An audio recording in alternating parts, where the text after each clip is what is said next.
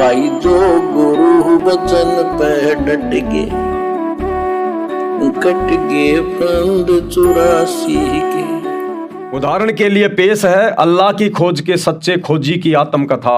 समझने के लिए एक उदाहरण पर्याप्त है, यानी एक भगत की छोटी सी आत्मकथा जो कि मुस्लिम धर्म से है, वो आपको अभी बताने जा रहे हैं, सुनाने जा रहे हैं। यानी समझदार को तो संकेत ही काफी होगा। जिस प्रकार वो मुस्लिम धर्म से जुड़ा हुआ भगत जो अल्लाह की खोज में था, लेकिन शैतान उसे भटका रहा था, अंत में उसे रहमान अल्लाह सतगुरु रामपाल जी की शरण प्राप्त हो गई। और उसके बाद उसने अपनी आत्मकथा में क्या बताया आप सबके सामने पेश है। मैं समझा पाक कुरान, मैं शहजाद खान जिला गुड़गांव का रहने वाला हूं। ये भगत शहजाद खान है, गुड़गांव हरियाणा के रहने वाले हैं। आप YouTube पर जाकर भी इनके इंटरव्यू देख सकते हैं। इनके बहुत सारे इंटरव्यू आपको मिल जाएंगे कि कैसे ये पहले मुसलमान धर्म से जुड़कर और उस रहमान अल्लाह की इबादत ना करके डुप्लीकेट अल्लाह शैतान की पूजा कर रहा था, जो आज वर्तमान में पूरा मुस्लिम समाज कर रहा है, पूरा हिंदू समाज कर रहा है। और कैसे फिर इस आत्मा को, इस शहजाद खान को सतगुरु रामपाल जी के सत्संग सुनने को मिले और इन्हें वास्तविक रहमान निहायत रहम दिल अल्लाह की जानकारी हुई।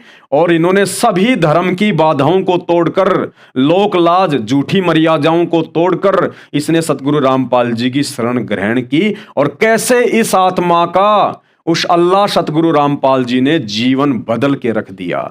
तो ये अपनी आत्मकथा बता रहे हैं। मैं शहजाद खान जिला गुड़गांव का रहने वाला हूं। मैं एक मुस्लिम समाज से हूं। मुझे शुरू से ही अल्लाह की तलाश थी। बंदी छोड़ सतगुरु रामपाल जी महाराज से नाम दीक्षा लेने के बाद मेरी अल्लाह ताला की खोज पूरी हुई।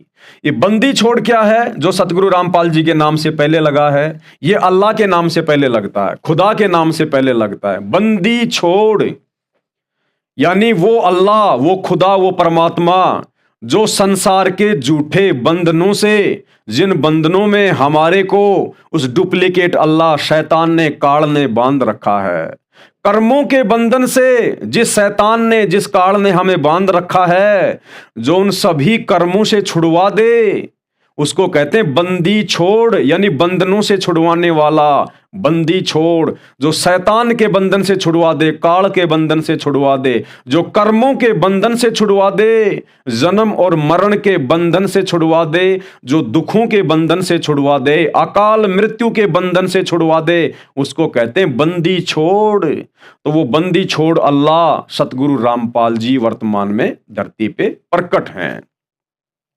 तो शहजाद खान जी उसी बंदी छोड़ अल्लाह के विषय में कह रहे हैं कि बंदी छोड़ सतगुरु रामपाल जी महाराज से नाम दीक्षा लेने के बाद मेरी अल्लाह ताला की तलाश पूरी हुई। नाम दीक्षा लेने से पहले मैंने कुरान शरीफ भी पढ़ी। भाई जाहिर सी बात है, मुस्लिम धर्म से है तो जरूर अपने धर्म की पुस्तकें पढ़ी होंगी, लेकिन उसमें जो लिखा है वो मुझे समझ नहीं आया। ये किसी को समझ में नहीं आ सकता। बच्चा चाहे किसी का भी क्यों ना हो, जब तक बच्चा विधिवत स्कूल में नहीं जाएगा, एडमिशन नहीं लेगा, बच्चा उन पुस्तकों को नहीं समझ पाएगा, नहीं पढ़ पाएगा। इसलिए बड़े से बड़ा अधिकारी और पढ़ा लिखा इंसान भी अपने बच्चों को स्कूल में भेजता है, टीचर के पास, गुरु के पास। इसी प्रकार आप चाहे किसी भी धर्म से संबंधित हैं, आप चाहे हिंदू हैं, मुस्लिम हैं, सिख हैं, ईसाई हैं, अगर आप मनमुखी रूप से या नकली धर्म गुरुओं के माध्यम से अपने धर्म की पुस्तकों को पढ़ना चाहोगे, समझना चाहोगे, आप लाख जन्म भी नहीं समझ पाओगे।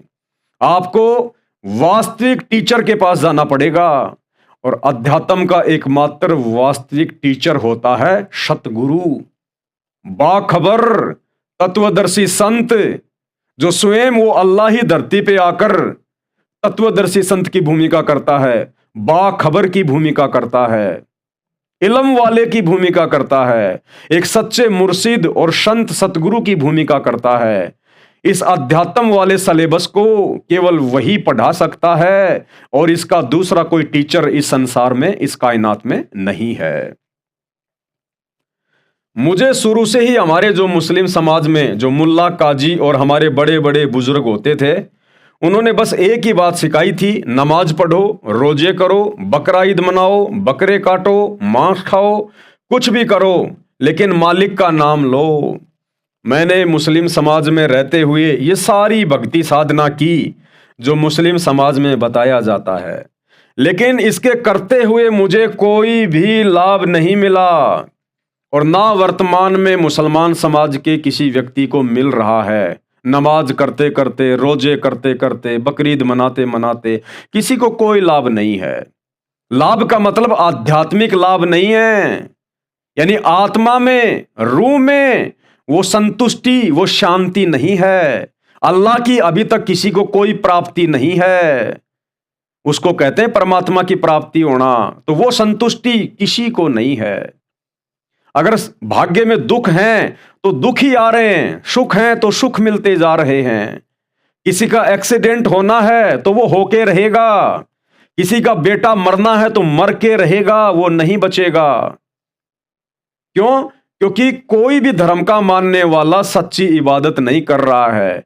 सच्ची इबादत यानी पूजा पाठ के लिए, भक्ति के लिए सबसे पहले सच्चे परमात्मा, सच्चे अल्लाह की जानकारी होना जरूरी है।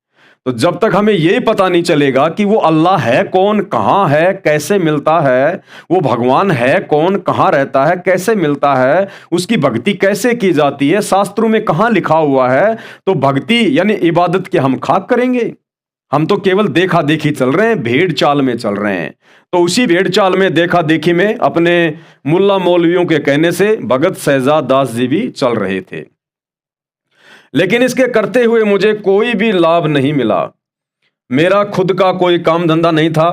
मेरे मम्मी पापा मुझसे हमेशा कहते थे कि मैं कभी अपनी जिंदगी में कुछ नहीं कर सकता, जिसके चलते मैं बहुत परेशान रहता था।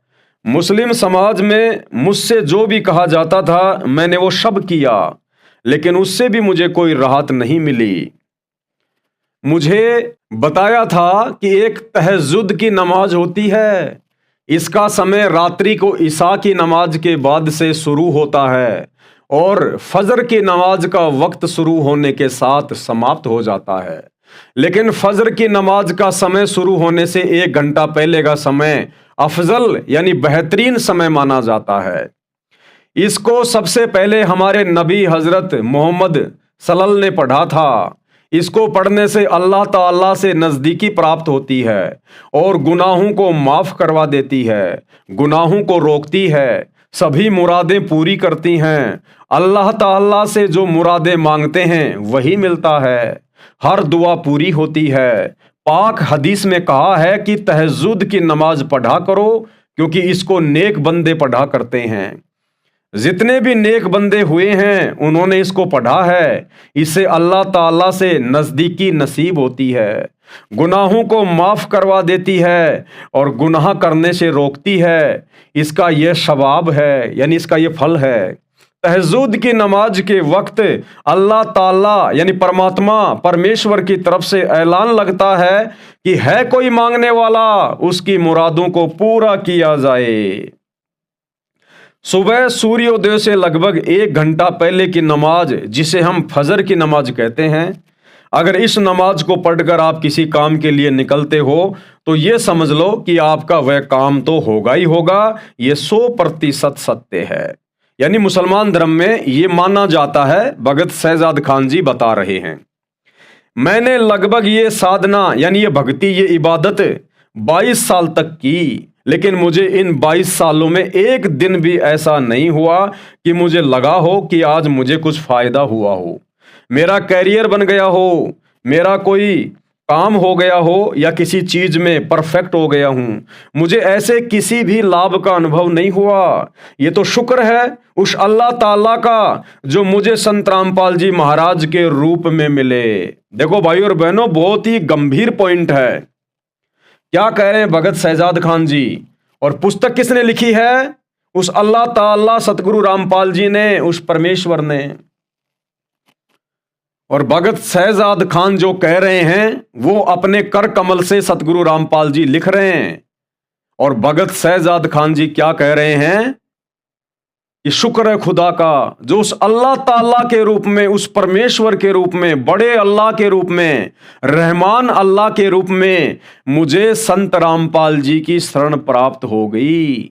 यानी सतगुरु रामपाल जी स्वयं वो रहमान अल्लाह है, क्योंकि ये पुस्तक अपने कर कमल से सतगुरु रामपाल जी ने लिखी है। और परमेश्वर जो शब्द लिखेगा, अल्लाह जो शब्द लिखेगा, उसको मिटाने वाला धरती पे कोई नहीं है, धरती पे कोई नहीं है।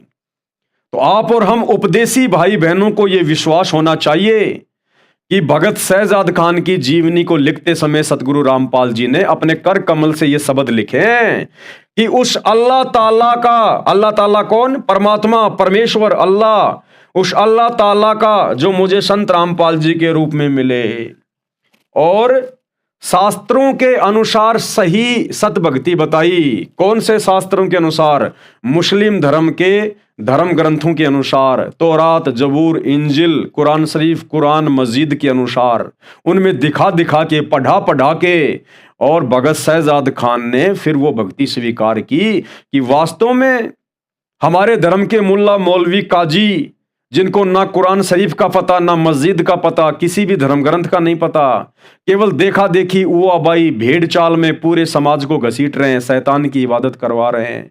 और जब शहजाद खान ने उन्हीं पुस्तकों को सतगुरु रामपाल जी के शरण में आके पढ़ा, उनके सत्संग देखे, तो उनकी आंखें खुल गई कि जो ज्ञान, जो रहस्य हजरत मोहम्मद जी को भी नहीं पता था, वो ज्ञान आज सतगुरु रामपाल जी ने आकर हमारे ही धर्म की पुस्तकों में दिखा दिया, पढ़ा दिया। उस आत्मा ने तुरंत उनकी शरण ग्रहण। जो गुरु बचन पे डट गे, कट गे फंद 84 के, कट गे फंद 84 के, कट गे फंद 84 के।